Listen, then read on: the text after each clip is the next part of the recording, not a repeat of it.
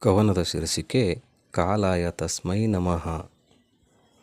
ಕಾಲ ಬದಲಾಗಿದೆ ಈಗ, ಬದಲಾಗುತ್ತಿದೆ ನಿರಂತರ ಸೋಗ.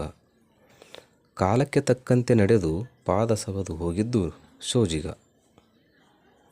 ಪಾದವಷ್ಟೇ ಯಾಕೆ, ಬದಲಾಗಿದ್ದು ಪಾದದಿಂದ ನೆತ್ತಿಯವರೆಗೆ ಕೂಡ.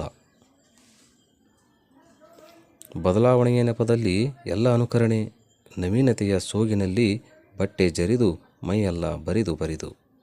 ಹೀಗೆ ಎಲ್ಲ ಹೊಸತು ಹೊಸತು. ಕಾಲ ಅಷ್ಟೊಂದು ಬದಲಾಗಿದೆ ಗೊತ್ತಾ. ಪರಿವರ್ತನೆಯ ನೆಪದಲ್ಲಿ ಕಾಲು ಕಳೆಕೊಂಡಿದೆ ಕಾಲ.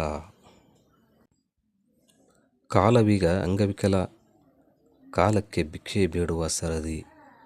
ಹಿಂದೊಂದು ದಿನ ಈ ಕಾಲ ಆಗರ್ಭ ಶ್ರೀಮಂತ ಕುಬೇರನ ಸಮಾನವಿದ್ದ ಕಾಲ. ಅದೆಷ್ಟು ಭಿಕ್ಷುಕರಿಗೆ ದಾನ ಮಾಡಿತ್ತು ಈ ಕಾಲ.